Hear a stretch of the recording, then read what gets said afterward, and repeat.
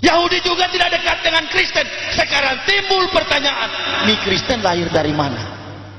Ini Kristen lahir dari mana? Kristen ini lahir dari seorang pembunuh umat Nabi Isa yang sampai hari ini dirasul Kristenkan oleh orang Kristen, namanya Paulus. Beliau yang mengangkat Isa sebagai Tuhan, yang diyesuskannya. Sudah itu saya tidak pernah mengatakan Yesus yang di dalam Bible itu Isa. Enggak. Biar saja itu Bible dia. Dia mau tuhankan Yesus, dia mau tuhankan tembok, dia mau tuhankan batang kelapa, dia mau tuhankan genteng. Silakan, tapi tolong jangan Yesus dikait-kaitkan dengan Isa. Selama ente akui Yesus Isa, tetap saya gempur, karena Isa itu harus dibela sebagai nabi Allah Subhanahu wa taala. Saya dibela oleh Allah kalau saya menolong agama Allah. Karena tidaklah sah iman seorang muslim kalau tidak beriman pada salah satu kitab yang diturunkan Allah. Maka difirmankan dalam Al-Ankabut 46 ayat 26 dikatakan, 49 26, wa la tujadilu ahlal kitab wa qulu amanna billahi unsila ilaina wa ilahuna wa ilahukum wahid. Jangan kamu berdebat dengan ahlal kitab, ahli kitab, Yahudi atau Nasrani. Katakan kami beriman pada Taurat dan Injil, dan Tuhanmu dan Tuhanku wahid, satu. Mau agama apapun saudara, Katolik, Protestan, Prosetan, tetap Tuhan kita adalah Allah Subhanahu wa taala. Gampang sekali sebenarnya. Cuman memang Islam mahal. Jadi kalau bapak-bapak katakan sama saya, kenapa masuk Islam? Ya, saya mau katakan apa? Bukan saya masuk Islam, Islam yang masuk ke saya. Saya kan penentang Islam dulu-dulunya. Ketemu orang berjenggot, wah ini teroris. Orang bawa mukena pakai sarung ke masjid, saya katakan, tersesat dengan konsep Arab. Ini pikiran dan hati begitu. Jadi nggak mungkin saya masuk Islam.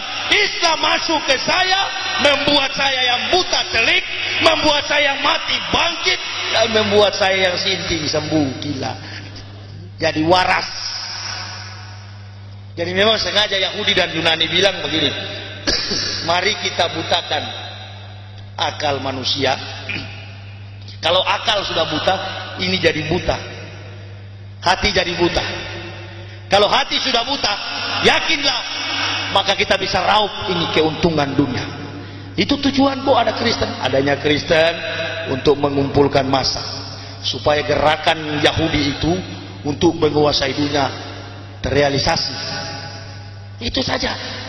Tetapi sayang, sejuta sayang, namanya agama yang dibangun dengan kebohongan dan kepalsuan tidak bisa bertahan. Semakin hari semakin banyak orang yang mengucapkan asyhadu an la ilaha illallah wa asyhadu anna muhammadar rasulullah.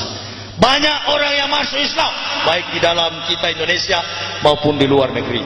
Orang sudah meninggalkan gereja. Di Amerika orang jual itu gereja, bikin pub, bikin diskotik, restoran, dan rumah-rumah makan. Habis.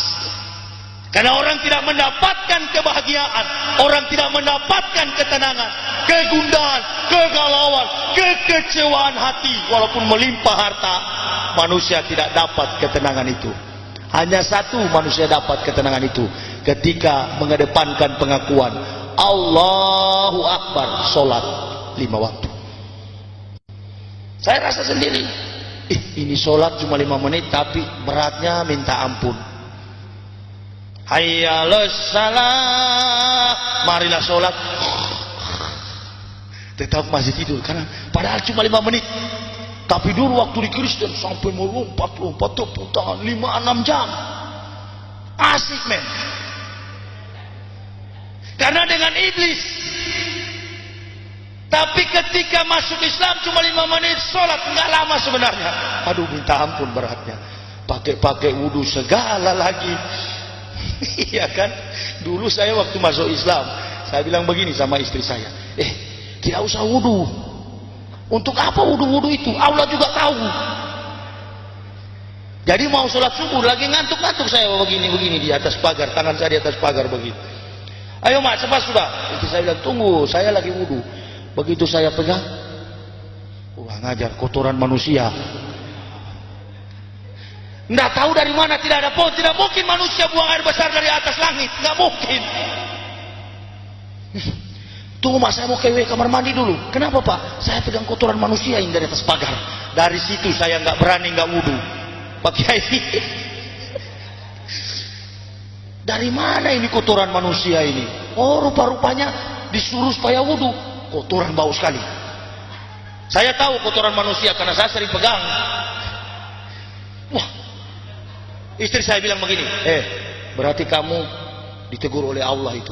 Iya ya, iya mak ya, betul. Coba kamu jangan bantah-bantah begitu. Oh, rupa-rupanya masuk Islam jangan mengedepankan filsafat, nggak laku. Ini mahasiswa di sana, UIN Jakarta, filsafat, homo usios, homo sapiens dikaca. Akhirnya Magnus Suseno yang profesor penipu itu dari Kristen, dari Katolik, dijadikan dosen di situ. Namanya Yahudi, Nasrani, Kristen itu tidak senang sampai kita pindah kepada akidahnya. Saya biar saja nggak ditemani oleh para intelektual muslim yang pintar-pintar itu. Biar aja saya goblok nggak bisa baca Al-Quran, tapi saya tetap mengedepankan pengakuan Allahu Akbar, walau walam, lillahi ta'ala. Saya jalan. Buktinya walaupun sendirian sudah ribuan ini buku Islamkan orang nih. Ini Pak penerbit tahu.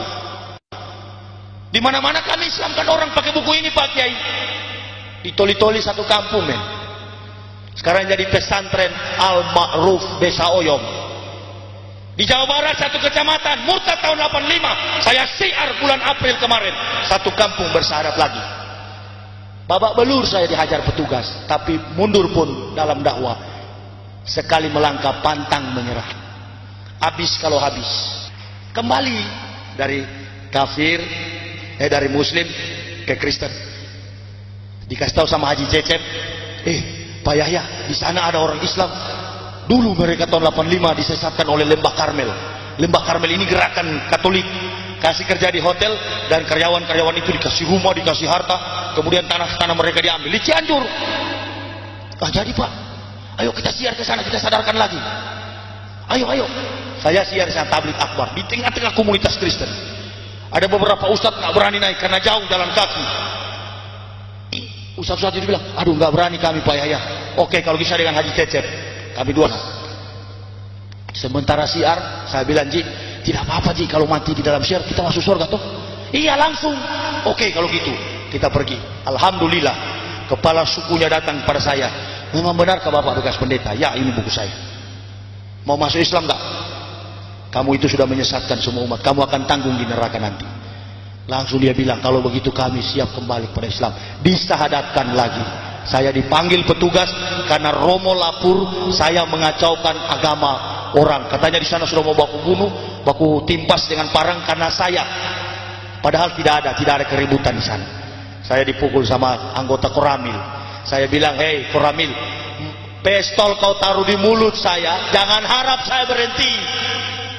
Justru saya makin semangat karena yang saya sampaikan adalah berita yang diperintahkan Allah, bukan yang diperintahkan oleh manusia. Tidak bakal saya mundur sejengkal pun. Bicara dakwah saya nggak takut karena ini kebenaran. Resiko tetap ada.